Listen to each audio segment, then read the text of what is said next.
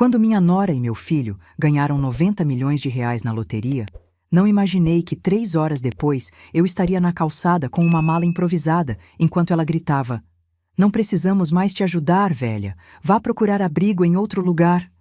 Mas foi só quando perguntei calmamente: "Você viu o nome que está assinado no verso do bilhete?" que seu sorriso congelou.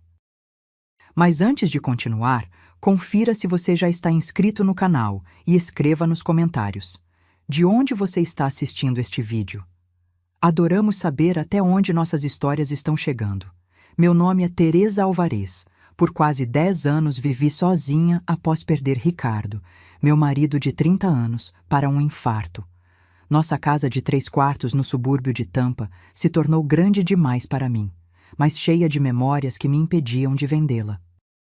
Foi quando meu filho único, Eduardo, ligou dizendo que havia perdido o emprego e precisava de um lugar temporário para ficar com sua esposa, Vanessa. "É só por alguns meses, mãe", disse ele ao telefone, "até conseguirmos nos estabelecer novamente." Aqueles alguns meses se transformaram em 5 anos. Inicialmente fiquei feliz com a companhia. A casa voltou a ter vida, vozes. Vanessa era charmosa e atenciosa nos primeiros tempos. Fazia questão de preparar a mesa para o jantar e Eduardo me ajudava nos pequenos reparos que a casa precisava. Mas à medida que os meses passaram, a dinâmica mudou. Primeiro foram pequenas coisas. Minhas receitas antigas já não eram saudáveis o suficiente, segundo Vanessa. Meus programas de televisão eram barulhentos demais quando ela precisava trabalhar em seu laptop. O quarto de hóspedes que eu usava como ateliê para minha pintura foi temporariamente transformado em escritório para ela. Meus pertences foram empilhados em caixas no porão. "É só até eu conseguir mais clientes para meu negócio de consultoria", explicou Vanessa. "Preciso de um espaço profissional para as videochamadas." Eu concordei, como sempre fazia. Afinal, eles estavam passando por dificuldades e eu queria ajudar. Cada vez mais, porém, sentia que meu espaço na própria casa diminuía. Meu quarto tornou-se meu único refúgio, e mesmo assim Vanessa batia na porta sem cerimônia, entrando antes que eu respondesse. Quando completei 68 anos, Eduardo tentou organizar uma pequena celebração. Comprou um bolo, acendeu velas. "Não exagere, Eduardo", ouvi Vanessa murmurar na cozinha. "Ela não precisa de tanta atenção, vai ficar mimada." Como se eu fosse uma criança, como se a casa não fosse minha. Um ano depois, descobri que Eduardo não estava mais desempregado. Já trabalhava há quase 2 anos em uma boa posição, mas continuava morando comigo para economizar. O dinheiro ia para as roupas caras de Vanessa, para as viagens de fim de semana que faziam sem me convidar, para o carro novo que estacionavam na minha garagem. A cada mês que passava, eu me sentia mais invisível na minha própria casa.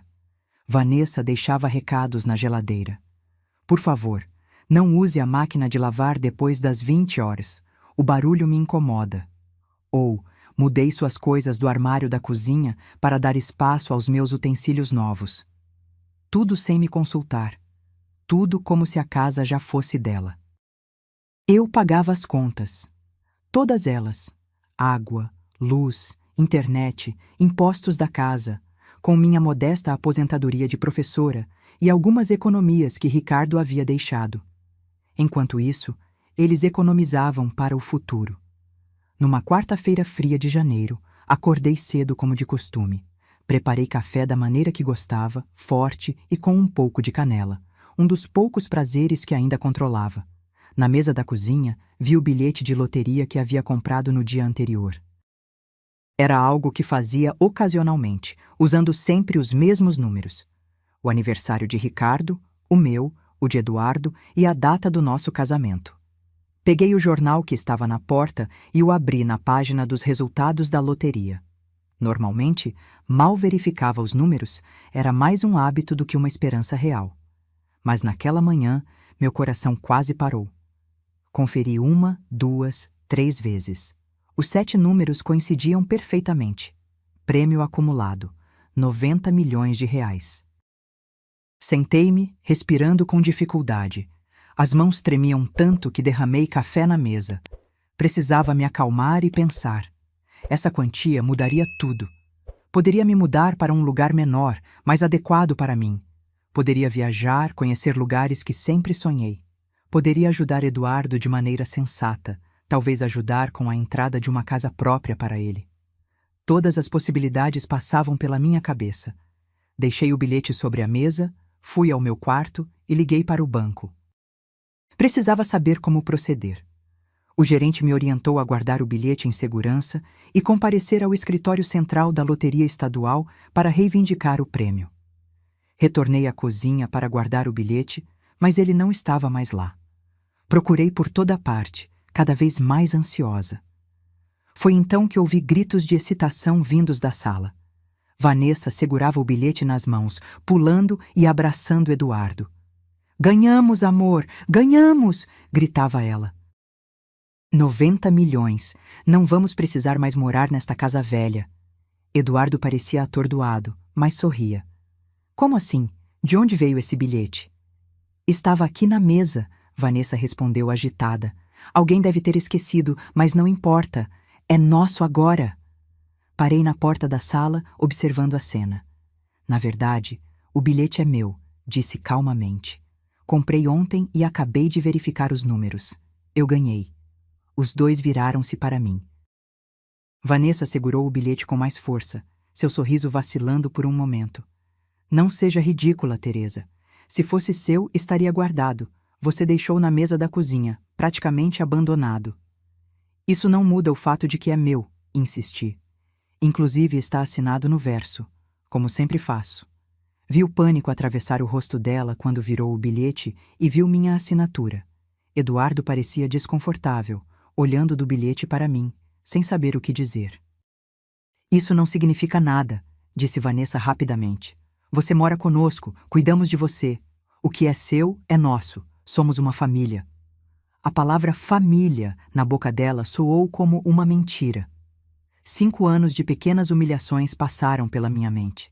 5 anos sendo tratada como hóspede indesejada na minha própria casa. "Quero meu bilhete de volta, Vanessa", disse com uma firmeza que não sabia que ainda tinha.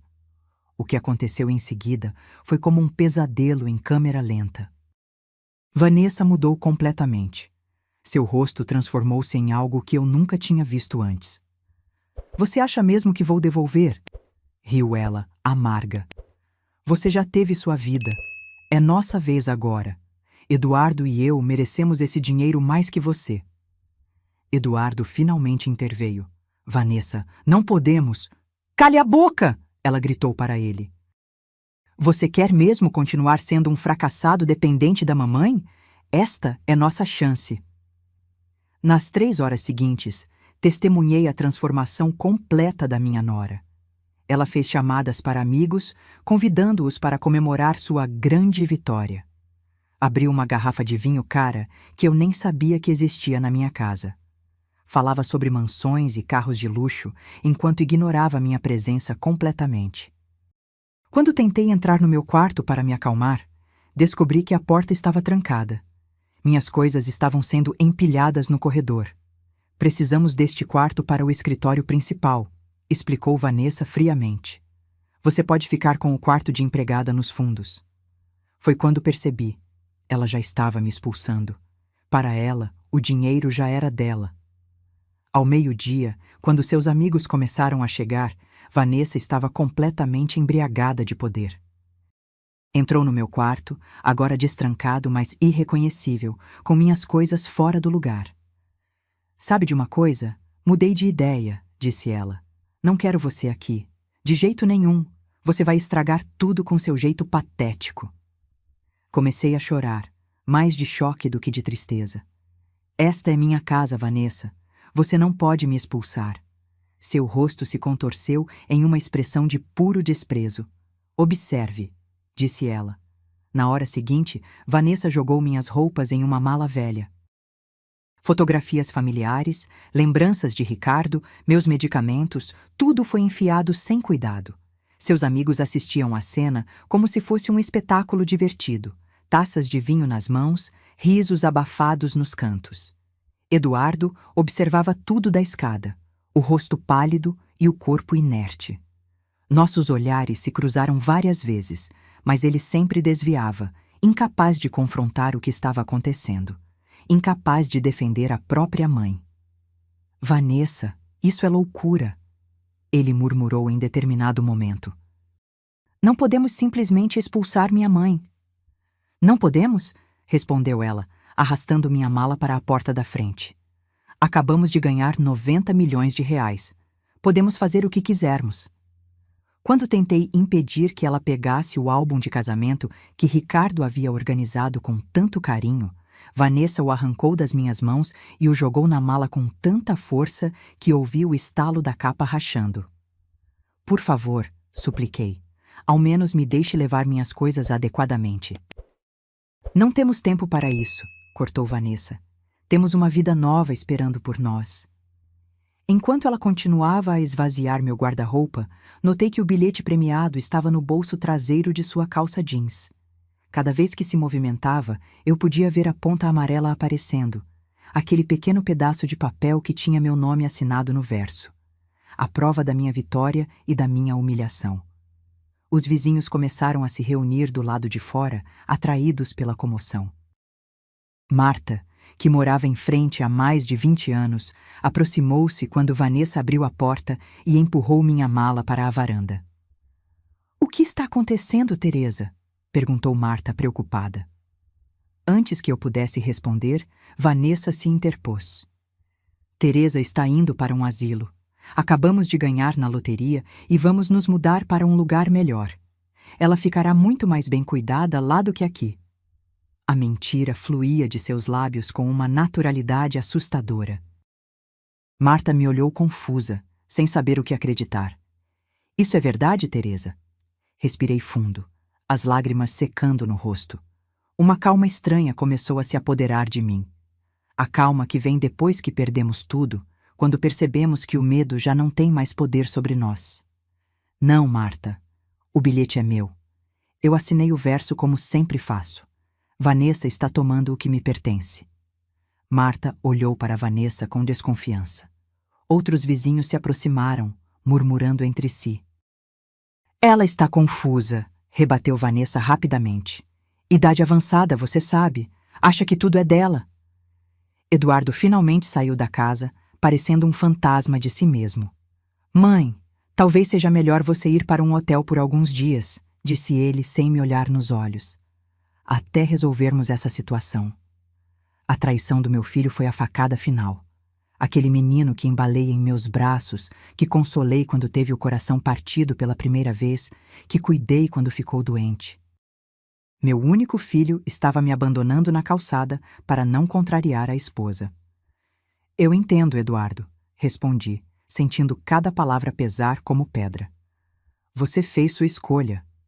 Virei-me para Vanessa, que mantinha um sorriso triunfante. Não precisamos mais de você, declarou ela, alto o suficiente para que todos os vizinhos ouvissem. Vá espalhar sua caridade em outro lugar. Aqui não tem mais espaço para você. Foi quando fiz a pergunta que mudaria tudo. Você viu quem assinou o bilhete, Vanessa? Seu sorriso congelou por um instante. Um lampejo de dúvida cruzou seus olhos. Ela instintivamente levou a mão ao bolso, onde guardava o bilhete. Não sei do que você está falando, respondeu, mas sua voz tremeu ligeiramente. Os vizinhos observavam a cena, agora completamente investidos no drama que se desenrolava diante deles. Marta se aproximou e colocou o braço ao redor dos meus ombros. Teresa vai ficar comigo até isso se resolver, anunciou ela. E sugiro que vocês verifiquem muito bem esse bilhete antes de fazerem planos. Vanessa bufou, mas notei que ela parecia menos confiante. Eduardo olhava para o chão, incapaz de enfrentar os olhares de reprovação dos vizinhos que me conheciam há décadas. Façam como quiserem, disse Vanessa, puxando Eduardo para dentro de casa. Nós temos um prêmio para reclamar. A porta fechou-se com um estrondo. Fiquei ali parada, com a mala improvisada aos meus pés, sendo consolada por Marta e outros vizinhos que se ofereciam para ajudar. Era como se minha vida de décadas tivesse sido reduzida a um punhado de roupas amassadas e algumas lembranças quebradas. Naquela noite, deitada na cama de hóspedes de Marta, revisei mentalmente os eventos do dia enquanto fitava o teto desconhecido. Como tudo podia mudar tão rapidamente? Pela manhã eu era uma viúva com uma vida modesta, mas digna, em sua própria casa. Agora estava desabrigada, traída pelo filho e roubada pela nora. Mas eu tinha uma vantagem que Vanessa não conhecia. Antes de deixar o bilhete na mesa, havia tirado uma foto dele com meu celular antigo, frente e verso, mostrando claramente minha assinatura. Também havia feito uma cópia do recibo de compra, que guardava na bolsa. Ricardo sempre me ensinou a ser precavida com documentos importantes. Nunca confie apenas na boa-fé das pessoas, Terry, dizia ele. Papéis assinados falam mais alto que promessas.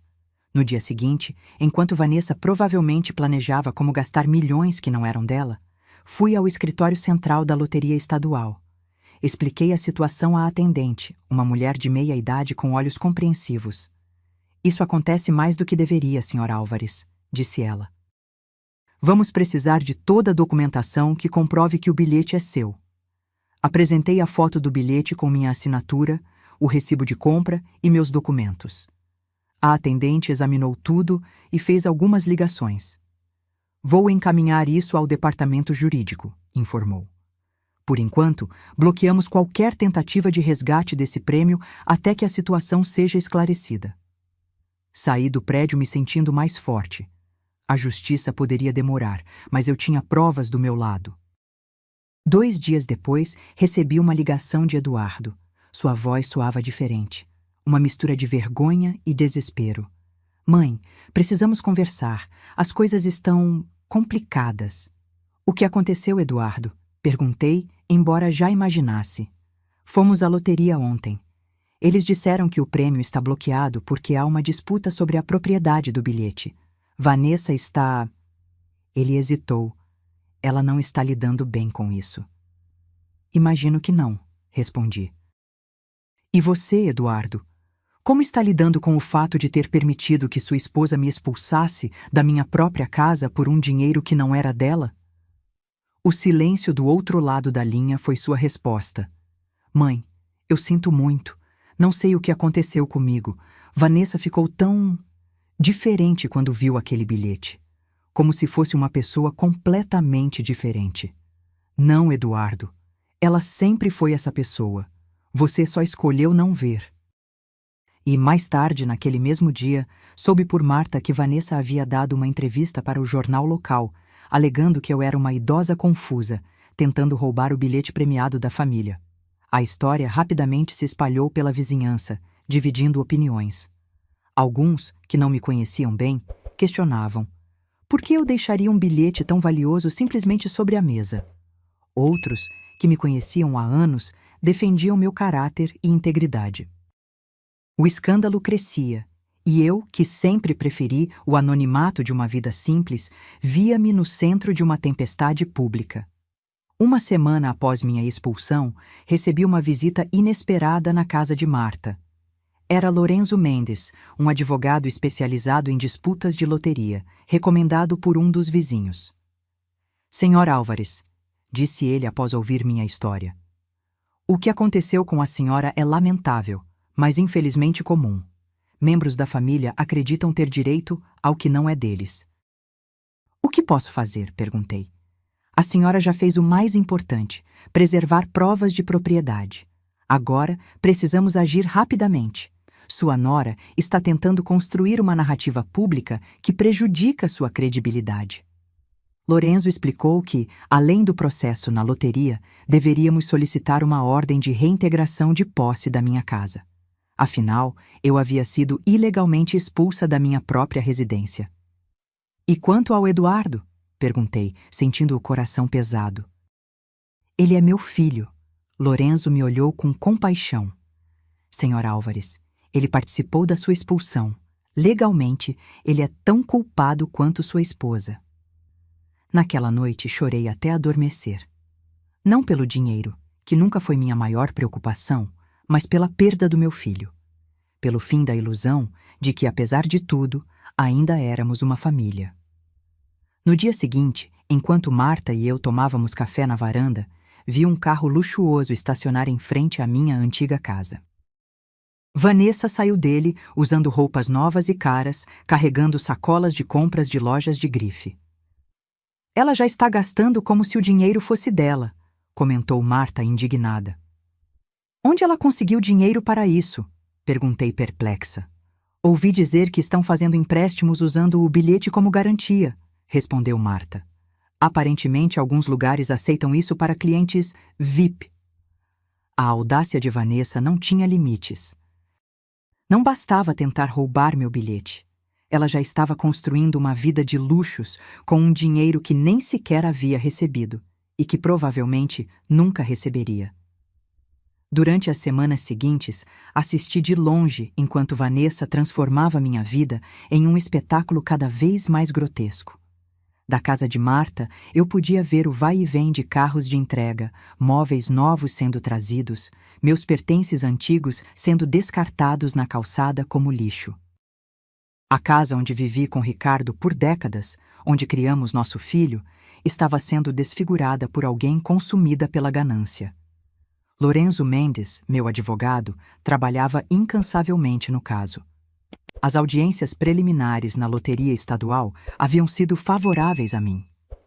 As evidências da minha assinatura no verso do bilhete, junto com o recibo de compra e o testemunho do vendedor da loja de conveniência, que confirmou me ver comprando o bilhete regularmente, estavam criando um caso sólido. Eles estão em pânico, informou Lorenzo após uma audiência. A advogada deles tentou argumentar que, como vocês moravam juntos, os bens eram compartilhados. O juiz não ficou impressionado. E quanto à minha casa? Perguntei. Era o que mais me doía, ver meu lar sendo ocupado por pessoas que me traíram. Estamos progredindo. O juiz concedeu uma audiência de emergência para a próxima semana devido às circunstâncias incomuns. Enquanto isso, Eduardo tentou me contatar várias vezes. Ignorei as primeiras ligações, mas eventualmente atendi uma delas, movida pela persistência e pela esperança tola que mães nunca perdem completamente. Mãe! Sua voz soava cansada, quase irreconhecível. As coisas estão saindo do controle. O que você esperava, Eduardo? Respondi, tentando manter a calma. Vocês me expulsaram da minha própria casa. Tentaram roubar meu prêmio e agora estão gastando dinheiro que não têm.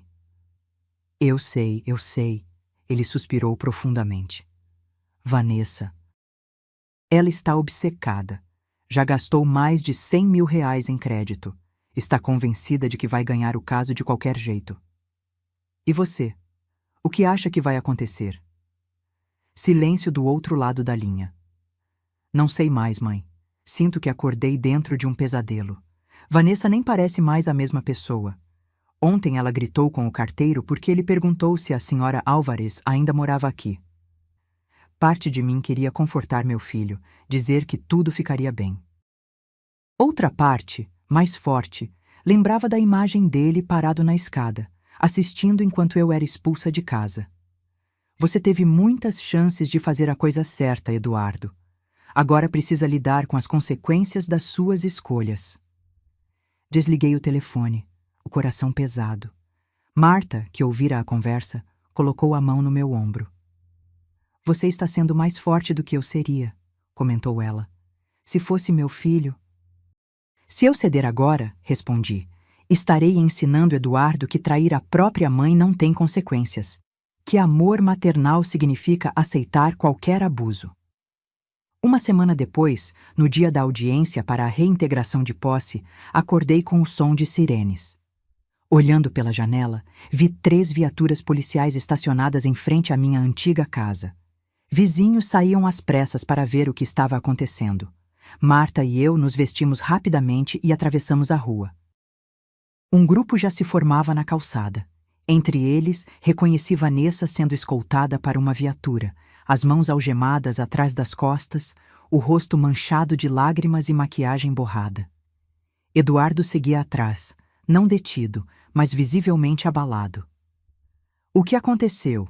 Perguntei a um dos vizinhos. Fraude, respondeu ele. Parece que ela pegou empréstimos em várias financeiras, usando o bilhete premiado como garantia. Quando uma delas descobriu que o bilhete estava em disputa legal, denunciou. Uma oficial de polícia se aproximou quando me viu. Senhor Álvares, sou a detetive Ramírez. Precisamos falar com a senhora sobre sua nora. No escritório da polícia, a detetive explicou a situação. Vanessa havia obtido empréstimos totalizando mais de R$300 mil de 5 instituições diferentes, sempre usando o bilhete premiado como garantia. Em cada uma, apresentou documentos falsificados que a nomeavam como a legítima ganhadora. Ela forjou sua assinatura em vários documentos, explicou a detetive, inclusive em uma procuração que supostamente lhe dava controle sobre seus assuntos financeiros. Meu Deus, murmurei. A profundidade da traição era maior do que eu imaginava. Seu filho alega que não sabia da extensão das ações dela, continuou a detetive. Estamos verificando essa alegação, mas por enquanto ele não está sendo acusado de fraude. Saí da delegacia me sentindo estranhamente vazia. Não havia satisfação em ver Vanessa detida, apenas uma profunda tristeza por tudo que havia acontecido. O que deveria ter sido uma bênção, ganhar na loteria, havia se transformado em uma tragédia familiar. Naquela tarde, a audiência para a reintegração de posse foi breve. Com Vanessa detida e Eduardo sem contestar minha reivindicação, o juiz rapidamente concedeu a ordem para que eu retornasse à minha casa. Lorenzo parecia satisfeito, mas eu me sentia exausta. É uma vitória importante, disse ele. Agora podemos focar no processo principal do bilhete premiado, que está indo muito bem para o nosso lado. Retornar à minha casa foi uma experiência surreal. Em apenas um mês, o lugar que conhecia tão bem havia sido transformado. Móveis novos e caros substituíam minhas peças antigas e confortáveis. Pinturas abstratas e caras ocupavam as paredes, onde antes estavam fotos de família. Na geladeira, encontrei champanhe e caviar, produtos que nunca fizeram parte da minha vida simples. O quarto que dividira com Ricardo por décadas agora tinha uma cama king size com lençóis de seda. Minhas coisas pessoais, as poucas que não haviam sido descartadas, estavam empilhadas em caixas no quarto dos fundos, aquele que Vanessa, ironicamente, havia designado para mim antes de me expulsar completamente. Sentei-me na nova sala de estar, cercada por objetos estranhos comprados com dinheiro que não existia, e chorei. Chorei pelo tempo perdido, pela família despedaçada, pela confiança traída. Chorei por Eduardo, que permitiu que a ganância e a covardia destruíssem seu caráter. Chorei por Ricardo, agradecendo que ele não tivesse vivido para ver nosso filho se tornar um estranho. À noite, Marta veio me visitar, trazendo um jantar caseiro. Sentamos na varanda, como fazíamos antes de toda essa loucura começar. Como está se sentindo estando de volta? Perguntou ela. Como uma intrusa, confessei. Esta não parece mais a minha casa. Vai levar tempo, mas você pode reconstruí-la do seu jeito novamente. Fazer deste lugar um lar outra vez. Assenti, embora não tivesse certeza se realmente queria ficar. Cada canto da casa agora guardava memórias não apenas de Ricardo, mas também da traição. Na manhã seguinte, Eduardo apareceu na porta. Estava abatido, com olheiras profundas e roupas amarrotadas. Parecia ter envelhecido 10 anos em um mês. Posso entrar? Perguntou timidamente, como um estranho. Hesitei, mas acabei dando um passo para o lado. Ele entrou lentamente, olhando ao redor como se também não reconhecesse o lugar.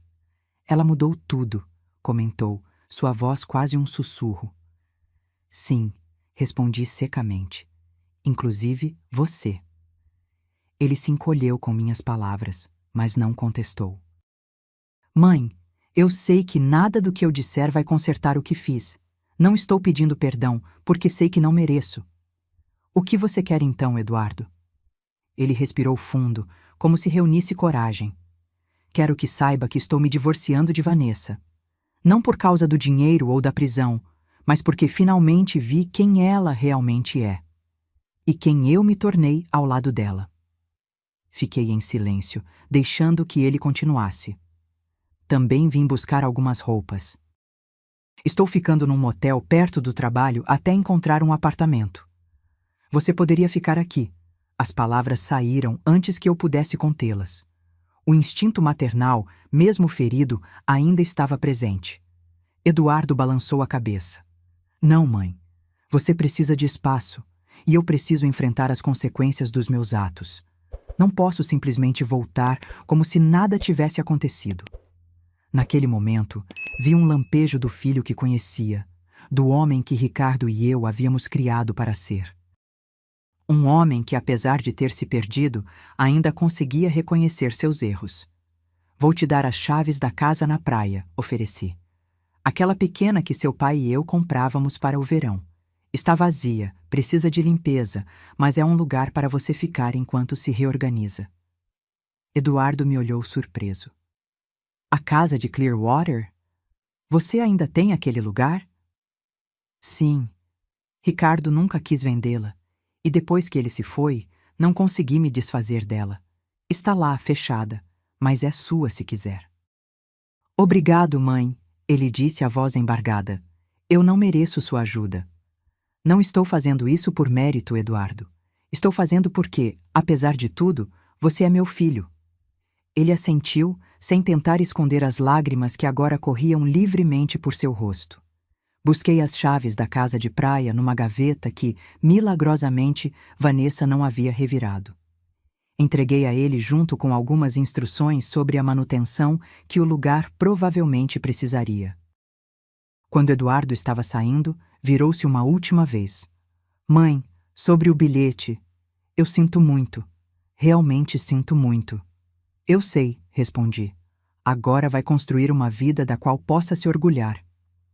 Após sua partida, caminhei pela casa, observando cada canto que precisava ser reclamado, cada espaço que precisava voltar a ser meu.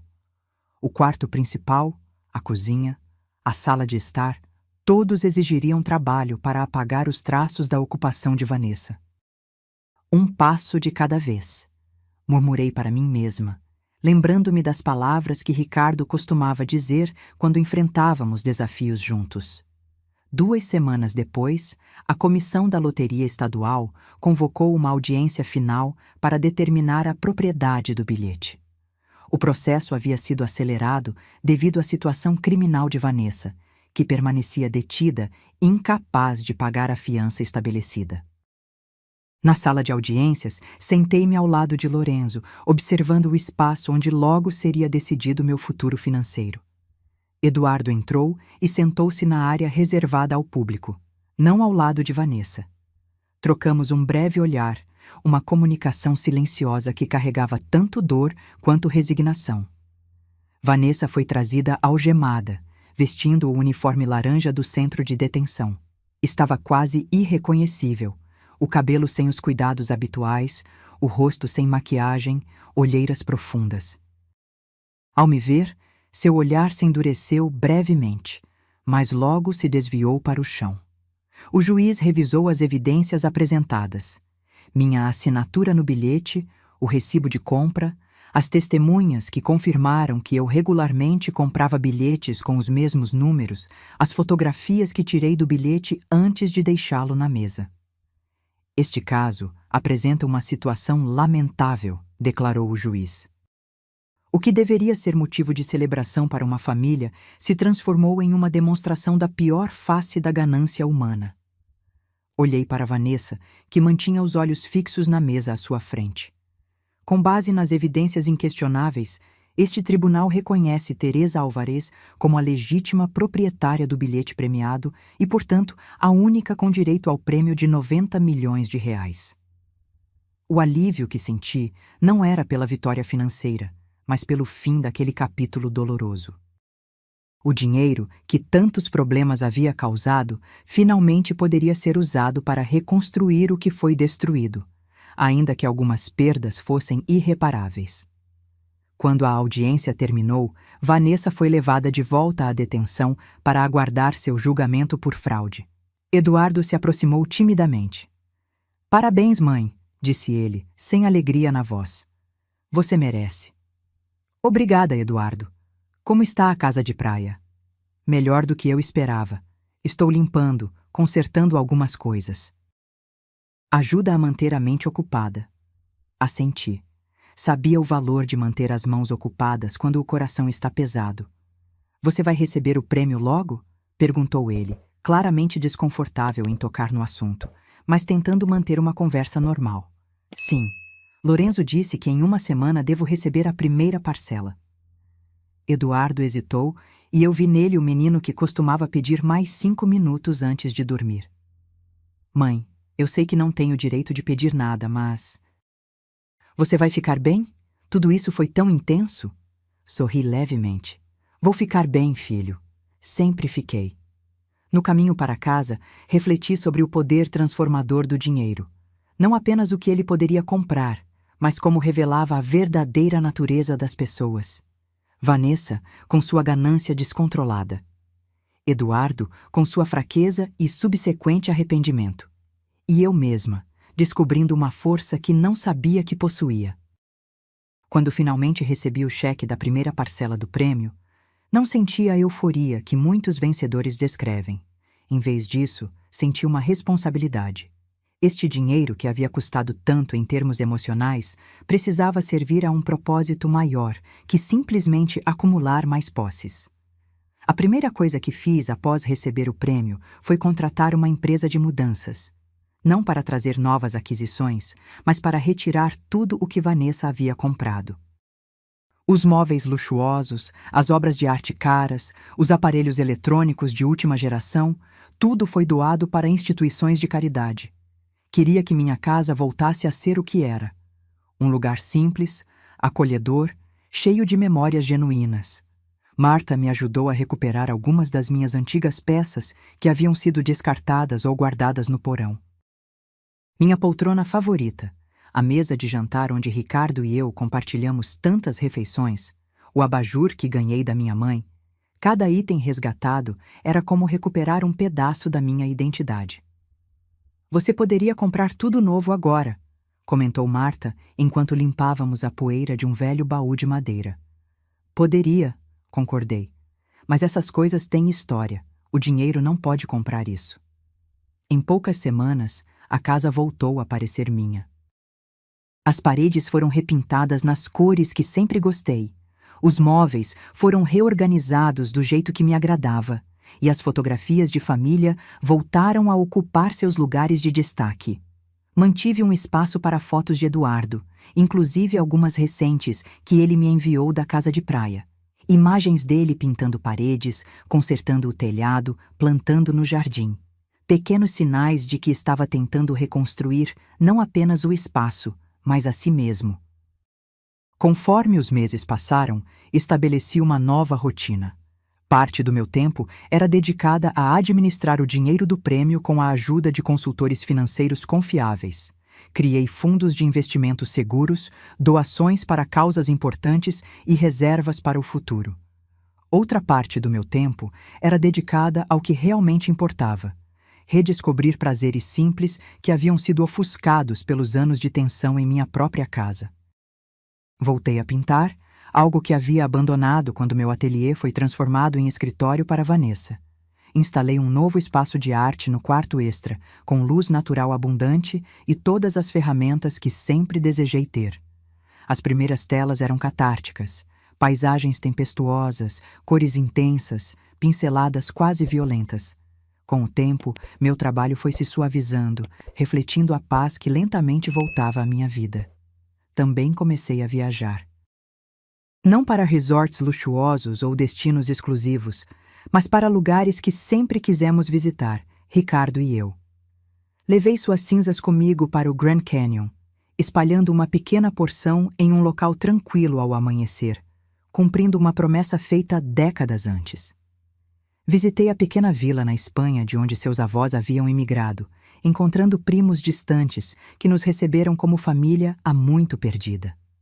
Em cada viagem, enviava postais para Eduardo. No início, eram apenas imagens dos lugares, com mensagens curtas e factuais.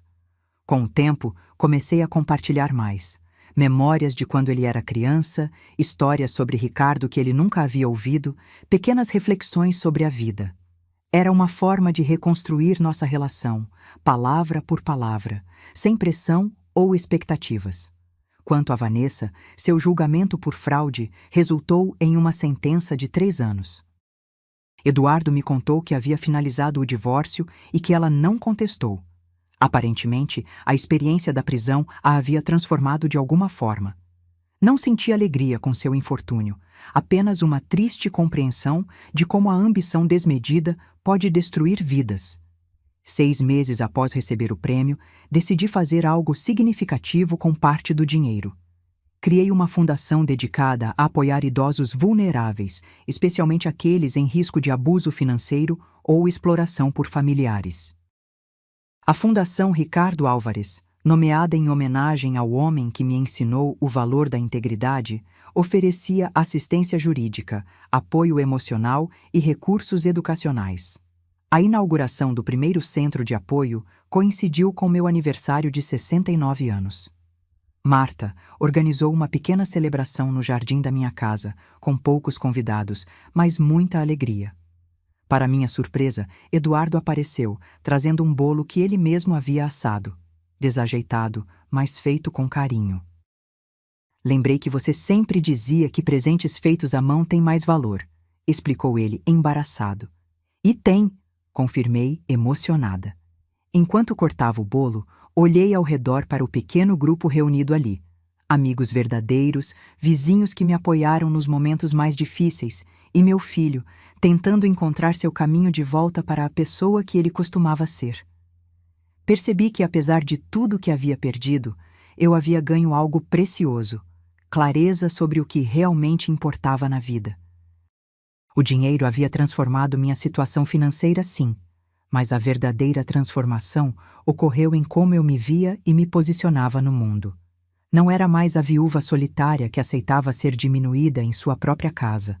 Era uma mulher que havia enfrentado a tempestade e emergido mais forte, mais sábia, mais consciente do seu próprio valor. Numa tarde tranquila de outono, quase 1 ano após o início de toda a saga, recebi um envelope no correio. O remetente era o Centro de Reabilitação Feminino, onde Vanessa cumpria sua pena. Hesitei antes de abrir, preparando-me para qualquer coisa: acusações, manipulações, tentativas de despertar culpa. Mas o conteúdo me surpreendeu. Era uma carta escrita à mão, sem floreios ou dramatizações.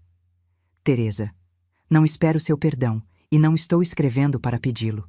Apenas senti que precisava reconhecer o mal que causei a você. A pessoa que eu me tornei naqueles dias me assusta. Não reconheço aquela mulher que expulsou você da sua própria casa, que mentiu, que fraudou, que manipulou. O tempo aqui dentro tem sido difícil, mas necessário. Estou frequentando terapia e tentando entender o que me levou a fazer o que fiz. A ganância, sim, mas também inseguranças mais profundas que nunca quis enfrentar. Sei que palavras são apenas palavras, especialmente vindas de alguém que traiu sua confiança tão completamente. Mas quero que saiba que sinto muito. Verdadeiramente. Vanessa. E guardei a carta em uma gaveta, sem responder imediatamente. Não estava pronta para perdoar. Talvez nunca estivesse completamente. Mas havia algo libertador em ver alguém que tanto mal me causou reconhecer seus erros sem tentar justificá-los. 2 semanas depois, enviei uma breve resposta. Vanessa, recebi sua carta. O reconhecimento do erro é o primeiro passo para a mudança verdadeira. Espero que você encontre paz e propósito, independentemente do caminho que escolher após cumprir sua sentença. Teresa. Era o mais próximo do perdão que eu podia oferecer naquele momento. Não por ela, mas por mim mesma, para deixar ir o ressentimento que, se alimentado, poderia consumir meu espírito tanto quanto a ganância consumiu o dela. Na primavera seguinte, decidi fazer uma mudança significativa.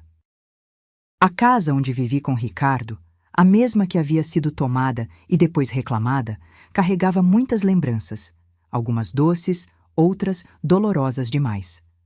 Após muita reflexão, coloquei-a à venda. Tem certeza disso? Perguntou Marta, preocupada que eu estivesse tomando uma decisão impulsiva. Tenho, respondi com convicção. Esta casa serviu ao seu propósito. Abrigou uma família, testemunhou amor e traição, alegrias e tristezas.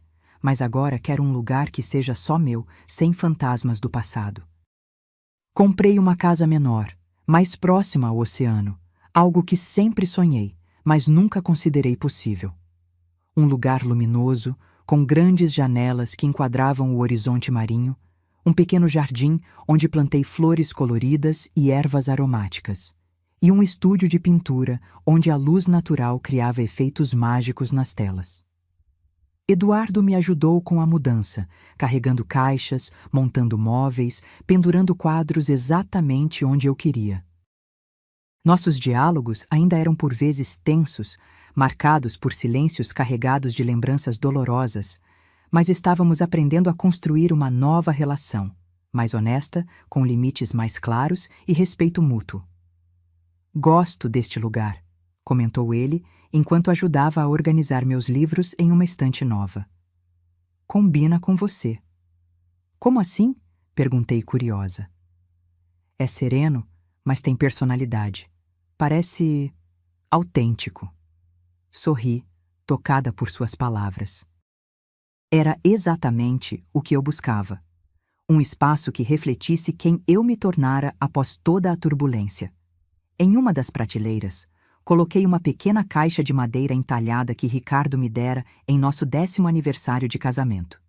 Dentro dela, guardei o bilhete de loteria que mudou tudo, não como símbolo da fortuna financeira, mas como lembrete do valor da dignidade e da força interior.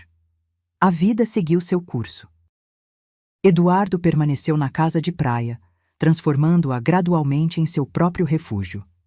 Eventualmente, conheceu uma mulher gentil, professora como eu havia sido, e começaram um relacionamento cauteloso. Quando ele a trouxe para me conhecer, observei cuidadosamente sua interação. O respeito mútuo, a comunicação clara, a ausência da dinâmica tóxica que havia marcado seu casamento anterior. "O que acha dela?" perguntou-me depois, ansioso por minha aprovação. "Acho que ela te vê por quem você realmente é", respondi honestamente. E isso é o mais importante. Quanto a mim, descobri uma liberdade que nunca havia experimentado antes. A liberdade de definir minha vida nos meus próprios termos, de dizer não, sem culpa, de estabelecer limites claros, de viver sem o peso das expectativas alheias. Minha arte floresceu. Comecei a expor em pequenas galerias locais, não pela renda, que agora era irrelevante, mas pela alegria de compartilhar minha visão com outros. Minhas pinturas, antes apenas um hobby privado, agora tocavam pessoas que viam nelas reflexos de suas próprias jornadas de perda e renascimento. A Fundação Ricardo Álvares cresceu, abrindo centros em outras cidades, criando redes de apoio para idosos vulneráveis. Dediquei parte significativa do meu tempo a esse trabalho, encontrando propósito em transformar minha experiência dolorosa em algo que pudesse ajudar outros. Uma tarde, quase 2 anos após ganhar na loteria, recebi uma visita inesperada. Vanessa estava na minha porta, recém-libertada da prisão por bom comportamento. Parecia menor de alguma forma, menos imponente do que em minhas memórias. "Posso entrar?" perguntou timidamente. Hesitei, mas acabei assentindo e abrindo espaço para que ela passasse. Servimos chá na varanda com vista para o oceano, o som das ondas preenchendo nossos silêncios desconfortáveis. "Você fez bem com o dinheiro", comentou ela, olhando ao redor. "Ouvi falar da fundação. Tentei fazer algo significativo", respondi simplesmente. "Eu teria desperdiçado tudo", admitiu ela, a voz baixa.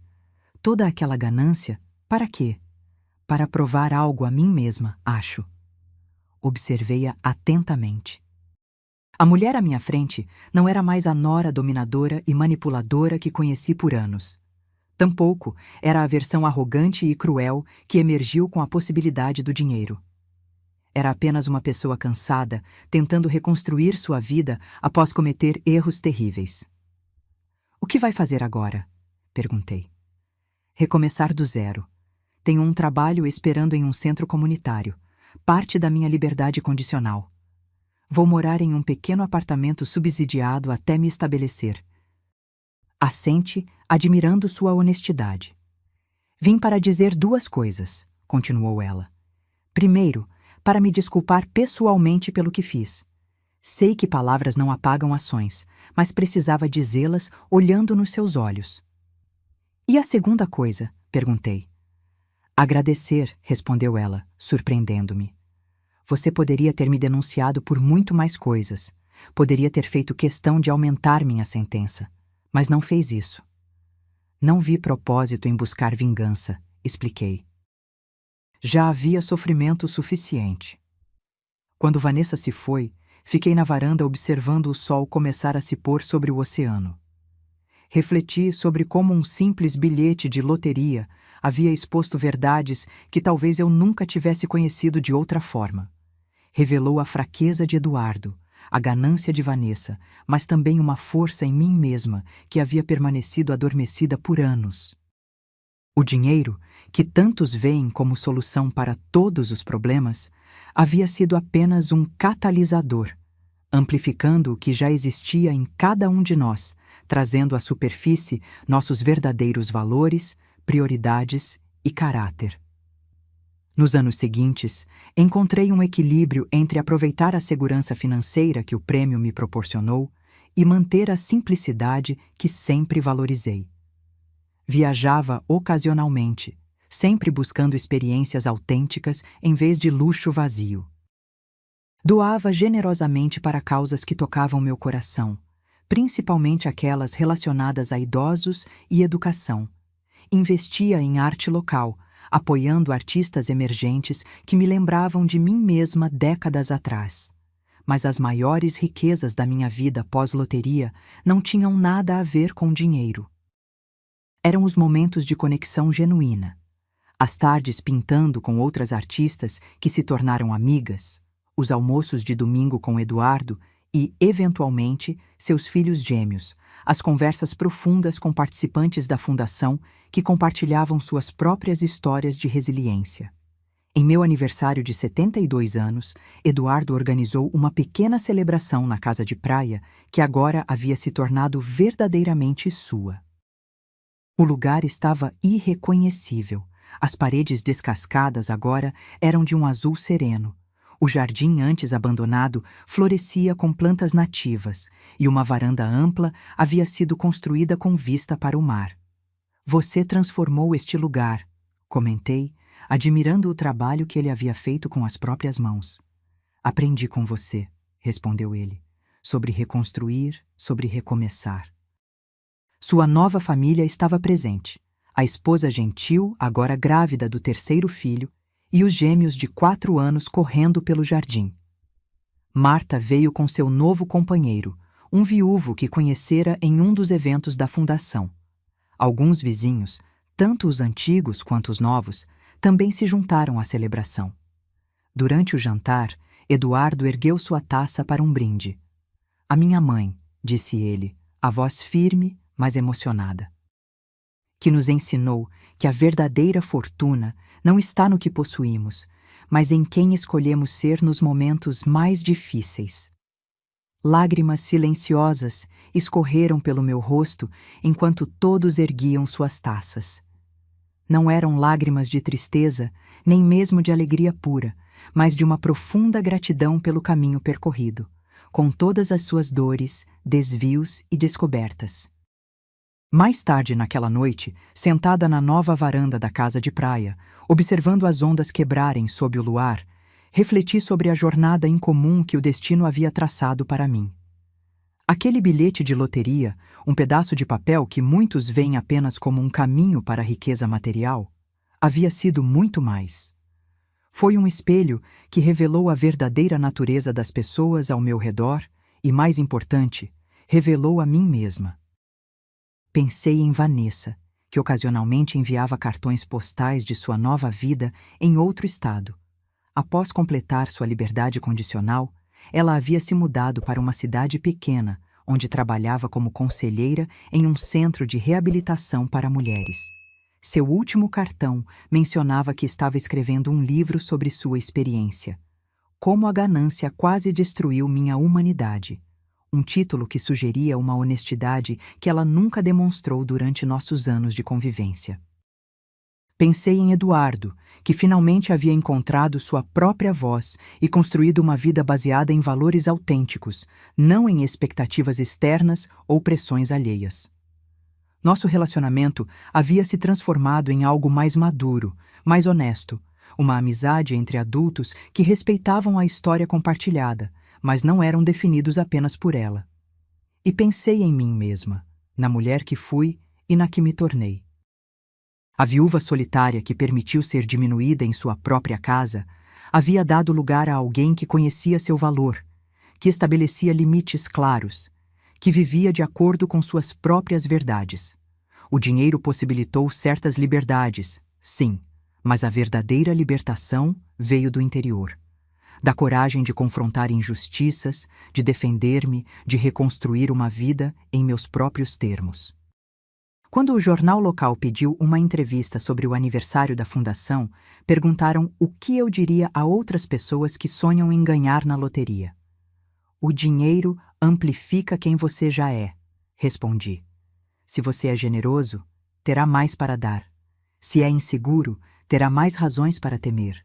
Se é controlador, terá mais formas de exercer poder. Antes de desejar uma grande fortuna, talvez devêssemos nos perguntar: quem sou eu, realmente, e quem quero ser? A repórter pareceu um pouco decepcionada com minha resposta filosófica. Ela provavelmente esperava histórias sobre viagens luxuosas ou compras extravagantes. Mas para mim, a verdadeira história nunca foi sobre o que o dinheiro podia comprar. Foi sobre o que ele revelou. 5 anos após ganhar na loteria, decidi fazer algo que muitos considerariam impensável. Doei metade do dinheiro restante, ainda uma quantia considerável, para expandir a fundação e criar um fundo perpétuo que garantiria sua continuidade por décadas. Mantive o suficiente para viver confortavelmente e deixar um legado para meus netos, mas nada além disso. Você tem certeza? Perguntou Lorenzo, meu advogado, claramente surpreso com minha decisão. Absoluta, respondi. Este dinheiro serviu ao seu propósito na minha vida. Agora pode servir a outros. Numa tarde tranquila de primavera, enquanto pintava na varanda de minha casa à beira-mar, recebi um envelope. Era de Vanessa. Não um cartão postal desta vez, mas uma carta formal, acompanhada de uma cópia do manuscrito de seu livro, que seria publicado no mês seguinte. Teresa, dizia a carta, você não tinha obrigação de me ensinar nada, mas o fez mesmo assim, através de suas ações e sua dignidade. Gostaria que lesse este manuscrito antes de sua publicação. Não busco sua aprovação, mas quero ter certeza de que retratei nossa história com a honestidade que ela merece. Se preferir que eu use pseudônimos, respeitarei sua decisão. O manuscrito era surpreendentemente bem escrito e, mais importante, dolorosamente honesto. Vanessa não se poupou na narrativa, expondo suas próprias falhas, inseguranças e a espiral de ganância que quase destruiu múltiplas vidas. Havia passagens difíceis de ler, momentos em que revivia a humilhação de ser expulsa da minha própria casa, mas também havia uma profunda reflexão sobre as consequências de escolhas movidas pela ambição desmedida. Enviei uma resposta breve. Use os nomes verdadeiros. A honestidade merece ser conhecida como tal. Quando o livro foi publicado, causou certo impacto, especialmente em comunidades preocupadas com o abuso financeiro de idosos. Vanessa foi convidada para programas de rádio e pequenas conferências, onde compartilhava sua história como advertência. Nunca aparecemos juntas em público. Algumas feridas são profundas demais para permitir esse tipo de encenação. Mas havia um respeito silencioso entre nós, um reconhecimento da jornada que cada uma havia percorrido. Em meu 705º aniversário, organizei um evento especial na fundação, não para celebrar minha idade, mas para inaugurar uma nova ala dedicada a aulas de arte para idosos.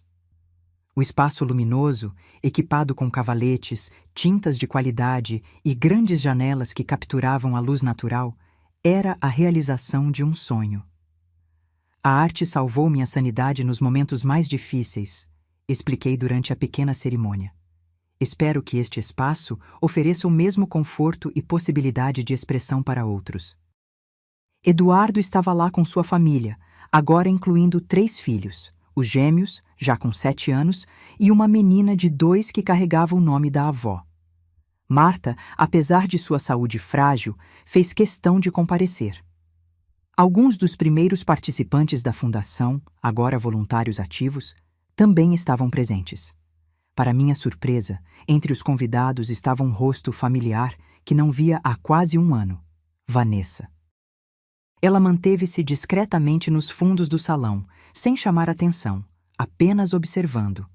Quando nossos olhares se cruzaram, ela inclinou levemente a cabeça em um gesto silencioso de respeito, que retribuí da mesma forma. Após as formalidades, enquanto os convidados circulavam pelo novo espaço, experimentando as tintas e cavaletes, Eduardo se aproximou. "Você viu quem está aqui?"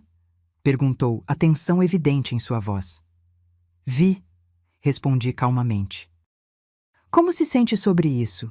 Refleti por um momento. Acho que todos merecemos a chance de sermos mais do que nossos piores momentos. Eduardo assentiu, pensativo. "Você é mais forte do que eu jamais serei, mãe." "Não se trata de força, filho. É sobre escolher que tipo de história quero criar com o tempo que me resta. Uma história de amargura ou uma de crescimento." Mais tarde, quando a maioria dos convidados já havia partido, Vanessa se aproximou timidamente. "É um espaço lindo", comentou, indicando a sala de arte. "Você sempre teve olho para a beleza."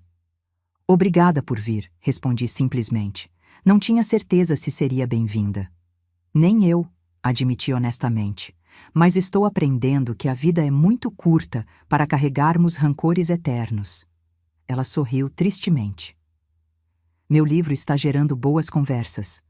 Pessoas estão refletindo sobre suas próprias relações familiares, sobre dinheiro, sobre ambição." "Que bom." Algo positivo surgindo de toda aquela dor. Ficamos em silêncio por alguns momentos, observando os últimos convidados experimentarem as tintas, criando pequenas obras coloridas com entusiasmo infantil.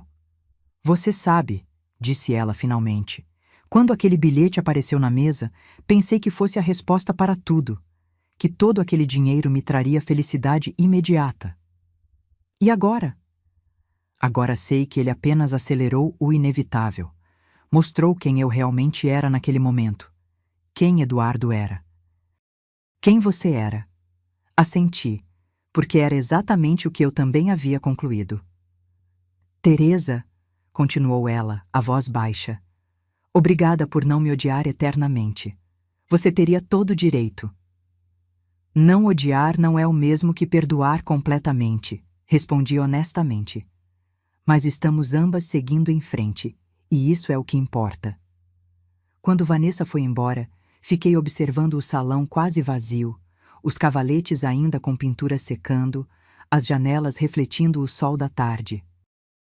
Pensei em como a vida toma caminhos inesperados e como somos testados, não pelos eventos em si, mas por como respondemos a eles.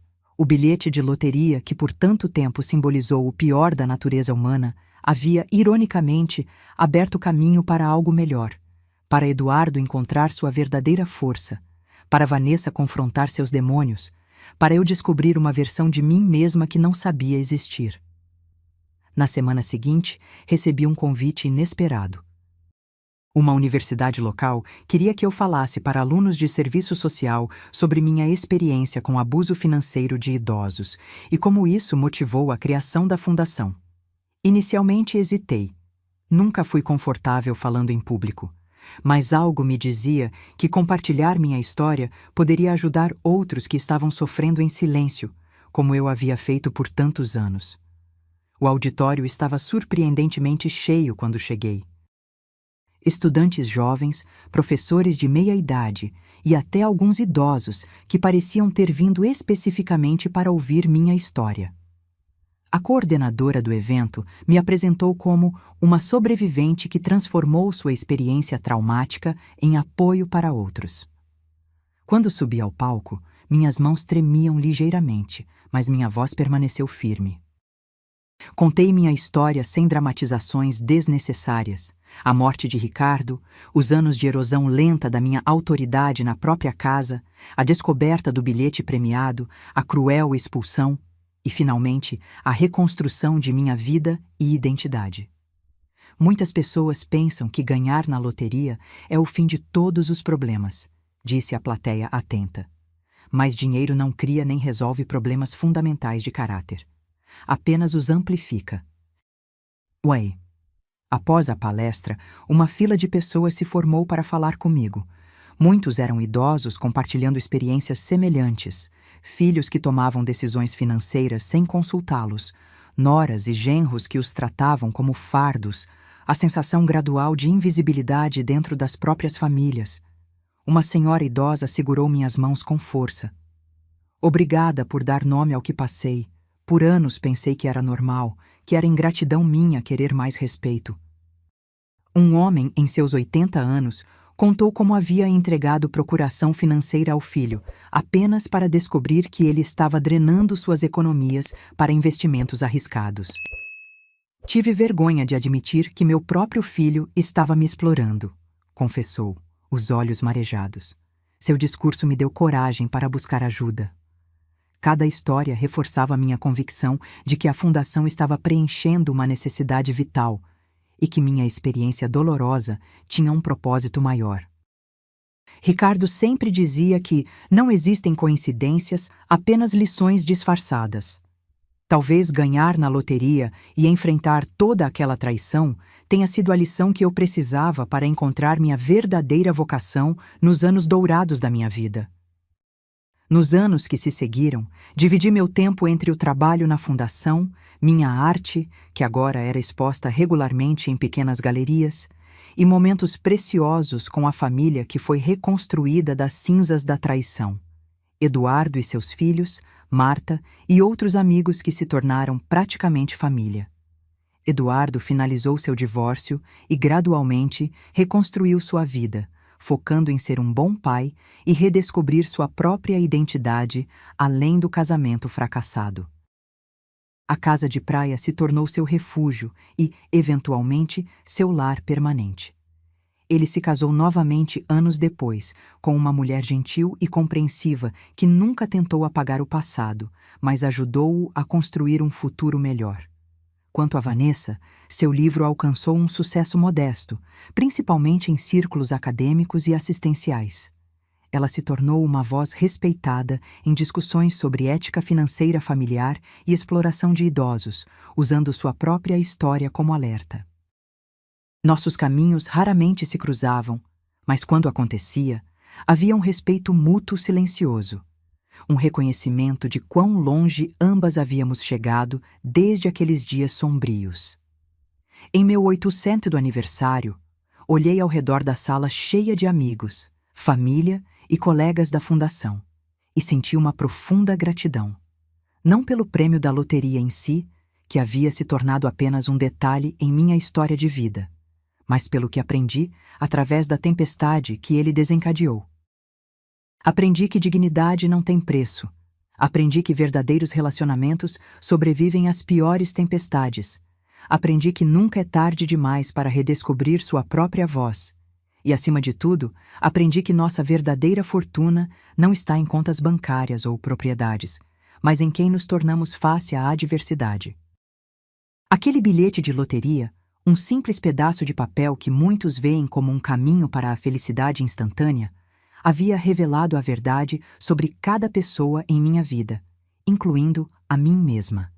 E essa verdade, por mais dolorosa que tenha sido inicialmente, tornou-se o fundamento sobre o qual construí uma vida mais autêntica e significativa do que qualquer quantia de dinheiro poderia comprar. A vida! Brindei, erguendo minha taça de champanhe em meu aniversário de 80 anos, cercada por aqueles que realmente importavam. Não pelos presentes que ela nos dá, mas pelas verdades que ela nos revela. Enquanto observava os rostos sorridentes ao meu redor, Eduardo agora com fios grisalhos, seus filhos já adultos jovens, amigos de longa data e novos companheiros de jornada. Percebi que havia encontrado algo muito mais valioso do que os 90 milhões de reais do prêmio. Havia encontrado paz. Havia encontrado propósito. Havia encontrado minha verdadeira fortuna. Quando completei 85 anos, a Fundação Ricardo Alvarez estava presente em 7 estados, oferecendo assistência a milhares de idosos vulneráveis anualmente. Meu rosto, agora marcado por rugas que contavam histórias de dor e alegria em igual medida, aparecia ocasionalmente em publicações sobre filantropia e proteção aos direitos dos idosos. A história do bilhete de loteria havia se tornado quase mítica. A mulher que transformou traição em redenção, como um jornal certa vez descreveu. Mas a verdadeira história, aquela que se desenrolava silenciosamente nos corredores da minha casa à beira-mar e nos momentos tranquilos com minha família reconstruída, era muito mais complexa e significativa do que qualquer manchete poderia capturar. Eduardo, agora com cabelos completamente grisalhos, havia se tornado um homem notavelmente diferente daquele jovem indeciso que permitiu que eu fosse expulsa da própria casa anos atrás. Diretor de uma escola local, ele dedicava sua vida a educar crianças e orientar jovens professores. Seu casamento com Clara, uma bibliotecária de voz suave e opiniões firmes, era uma parceria de respeito mútuo. Seus 3 filhos estavam seguindo seus próprios caminhos, os gêmeos na universidade e a caçula, Teresa, terminando o ensino médio. Naquele ano, durante um jantar de domingo em minha casa, uma tradição que havíamos mantido religiosamente por mais de uma década, Eduardo me surpreendeu com uma notícia. Vanessa está doente, mãe, disse ele calmamente, enquanto ajudava a lavar a louça depois que todos haviam saído da mesa. Câncer em estágio avançado. Senti um aperto no peito. Apesar de tudo o que havia acontecido entre nós, a notícia da doença de Vanessa me afetou mais do que esperava. Sinto muito em ouvir isso, respondi sinceramente. Ela está recebendo tratamento adequado? Eduardo assentiu. Sim, mas os médicos não são muito otimistas. Ela perguntou por você. Olhei para ele surpresa. Não para pedir nada, ele esclareceu rapidamente. Apenas queria saber como você está. Disse que tem pensado muito sobre o passado. Fiquei em silêncio por um momento, absorvendo a informação. A mulher que uma vez me expulsou da minha própria casa, que tentou roubar o que era legitimamente meu, que causou tanta dor à nossa família, agora enfrentava sua própria mortalidade. Vou visitá-la, decidi finalmente. Eduardo me olhou surpreso. Tem certeza, mãe? Você não tem nenhuma obrigação. Não estou fazendo por obrigação, Eduardo. Estou fazendo por mim mesma. Na semana seguinte, fiz a viagem de 2 horas até o hospital onde Vanessa estava internada. O corredor antisséptico, com seu cheiro característico de desinfetante e desesperança, trouxe memórias dolorosas dos últimos dias de Ricardo. Respirei fundo antes de bater na porta do quarto 317. Entre. Uma voz fraca respondeu. Vanessa estava quase irreconhecível. Seu corpo, antes cheio de energia e arrogância, agora parecia frágil e diminuído contra os travesseiros brancos do hospital. O cabelo, que ela sempre mantivera impecavelmente arrumado, havia caído devido à quimioterapia, substituído por um lenço colorido. Seus olhos, no entanto, ainda tinham aquela intensidade característica, embora agora contivessem mais sabedoria do que ambição. Teresa, ela murmurou claramente surpresa. Você veio? Sim, respondi simplesmente, sentando-me na cadeira ao lado da cama. Eduardo me contou sobre sua condição. Um silêncio desconfortável pairou entre nós. Não éramos mais inimigos, mas tampouco éramos amigos. Éramos 2 mulheres que haviam compartilhado uma história complexa e dolorosa, agora reunidas em um momento de vulnerabilidade extrema. Não esperava que você viesse, disse ela finalmente. Não depois de tudo. A vida é curta demais para guardar rancor eternamente, respondi, surpreendendo a mim mesma com a serenidade em minha voz. E todos nós cometemos erros. Vanessa deu uma risada fraca que logo se transformou em tosse. Alguns erros são maiores que outros. O que eu fiz com você está no passado, interrompi suavemente. Você já pagou por isso de muitas formas. Lágrimas silenciosas começaram a escorrer pelo rosto de Vanessa. Sabe o que é irônico? Todo aquele dinheiro que eu tanto queria, agora não significa nada. Não pode comprar mais tempo. Não pode apagar o que fiz. Segurei sua mão magra, sentindo as veias proeminentes sob a pele fina. Mas você fez algo com o tempo que teve depois. O livro, as palestras, ajudar outras pessoas a reconhecerem a ganância antes que ela os destruísse. Tentei, ela assentiu fracamente. Tentei transformar aquela vergonha em algo útil. Conversamos por quase 1 hora. Não sobre o passado. Ambas sabíamos essa história bem demais, mas sobre como havíamos crescido a partir dele. Sobre os pequenos momentos de graça que havíamos encontrado em nossas vidas separadas. Sobre as lições que aprendemos da maneira mais difícil. Antes de sair, Vanessa segurou minha mão uma última vez. Teresa, disse ela, a voz agora apenas um sussurro. Obrigada por ser a pessoa que você é, por não permitir que o que aconteceu te tornasse amarga. Você tinha todo o direito de me odiar para sempre. O ódio só prejudicaria a mim mesma, respondi honestamente, e já passei tempo demais permitindo que outros determinassem minha felicidade. Saí do hospital com uma sensação estranha de encerramento. Não havia perdoado completamente Vanessa. Algumas feridas são profundas demais para cicatrizar completamente, mas havia feito as pazes com aquele capítulo da minha vida.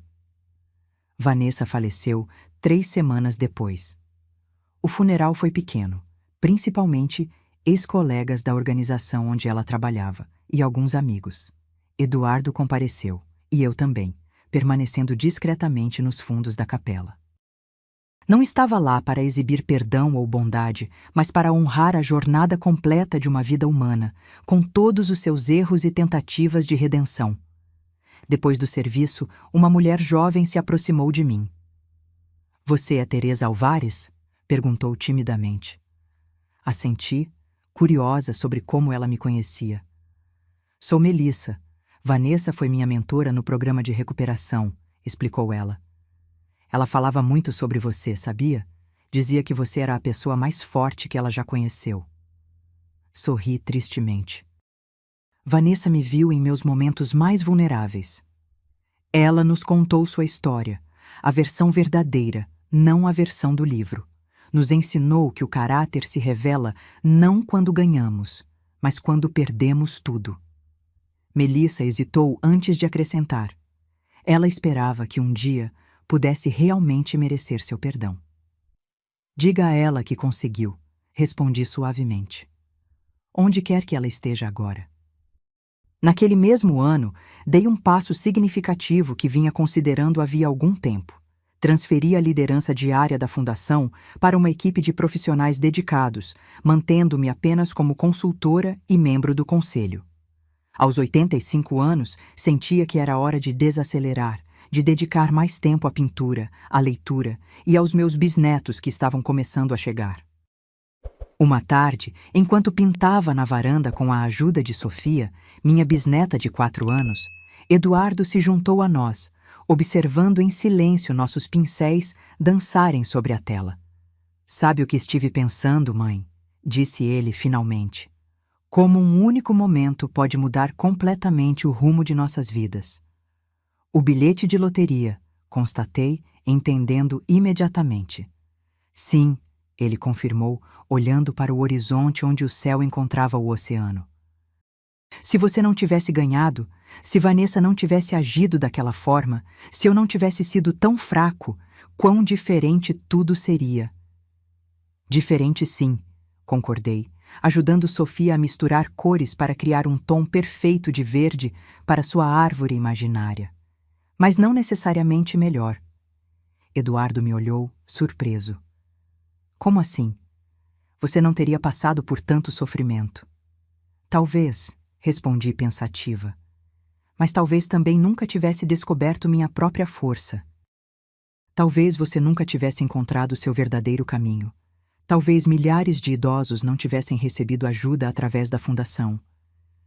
Você está dizendo que foi tudo para o melhor? Perguntou ele incrédulo. Não, balancei a cabeça. Estou dizendo que não podemos saber quais caminhos alternativos teríamos seguido. Só podemos fazer o melhor com o caminho que nos foi dado. Sofia ergueu sua pintura para mostrar, uma explosão de cores que representava sua visão única do mundo. Vovó, olha, fiz uma árvore mágica. Sorri, admirando sua criação. É linda, querida. As melhores árvores são aquelas que crescem em lugares inesperados. Mais tarde naquela noite, depois que todos haviam ido embora, sentei-me sozinha na varanda com uma taça de vinho, observando as estrelas refletidas no oceano escuro. Pensei em Ricardo, que havia partido há tanto tempo, mas cuja presença ainda sentia em momentos de quietude como este. Pensei em Eduardo, que havia encontrado seu caminho de volta para o homem que seu pai sempre soube que ele poderia ser. Pensei em Vanessa, cuja ganância havia causado tanto dano, mas que eventualmente encontrou um propósito em ajudar outros a evitar os mesmos erros. E pensei em mim mesma, a jovem professora que se tornou esposa, mãe, viúva, vítima, lutadora, vencedora, artista, filantropa e, finalmente, aos 85 anos, apenas Teresa. Uma mulher que havia aprendido que a verdadeira riqueza não está em contas bancárias ou bilhetes premiados, mas na capacidade de permanecer fiel a si mesma diante de qualquer tempestade. O bilhete de loteria, que por tanto tempo simbolizou traição e dor, havia se transformado em algo diferente em minha narrativa pessoal. Tornou-se o catalisador que revelou verdades essenciais, algumas dolorosas, outras libertadoras, e que, ironicamente, me levou a uma vida mais rica em todos os sentidos que realmente importam. Quando completei 90 anos, a celebração foi tranquila, mas significativa. A casa à beira-mar estava cheia de risos de bisnetos correndo pelo jardim, de conversas animadas entre amigos de longa data, de música suave flutuando do velho piano que Eduardo havia restaurado para mim anos antes. Durante o jantar, meu neto mais velho, filho de Eduardo, propôs um brinde. A vovó Teresa, disse ele, erguendo sua taça, que nos ensinou que a verdadeira fortuna não é o que temos, mas quem escolhemos ser. Enquanto todos erguiam suas taças, olhei ao redor da mesa para os rostos que amava. Alguns ligados a mim por sangue, outros por escolha. Todos parte da família que havia criado ao longo dos anos. Pensei na longa jornada que me trouxe até ali, nas perdas e ganhos, nas quedas e recomeços. O bilhete de loteria que mudou minha vida estava guardado em uma pequena caixa de madeira entalhada, junto com o recibo de compra e a foto que tirei dele. Não como lembrete do prêmio financeiro, mas como símbolo de uma verdade mais profunda que descobri ao longo do caminho. A verdadeira fortuna, percebi enquanto observava minha família reunida, não é o que ganhamos, mas o que aprendemos. Não é o que possuímos, mas quem nos tornamos. E não é medida em reais, mas na paz que sentimos quando finalmente entendemos nosso próprio valor. Naquela noite, antes de dormir, escrevi algumas linhas em meu diário, um hábito que mantive por décadas. Aos 90 anos, olho para trás e vejo que o maior prêmio nunca foi o dinheiro. Foi descobrir, através da tempestade mais forte da minha vida, que sou mais resiliente do que imaginava, que mereço respeito e dignidade, que posso reconstruir a partir das cinzas. E que, no final, somos definidos não pelo que os outros nos tiram, mas pelo que escolhemos fazer com o que nos resta. E isso, mais do que qualquer conta bancária ou propriedade, era o verdadeiro legado que esperava deixar para as gerações que viriam depois de mim. A compreensão de que nossa verdadeira fortuna reside dentro de nós, esperando para ser descoberta mesmo, e talvez especialmente, nos momentos mais desafiadores de nossas vidas. Agora, se você gostou dessa história, clica em S inscrever e me diz nos comentários qual parte te deixou de queixo caído. Ah, e não esqueça de se tornar membro para ter acesso a vídeos exclusivos que não posto aqui. Te espero lá.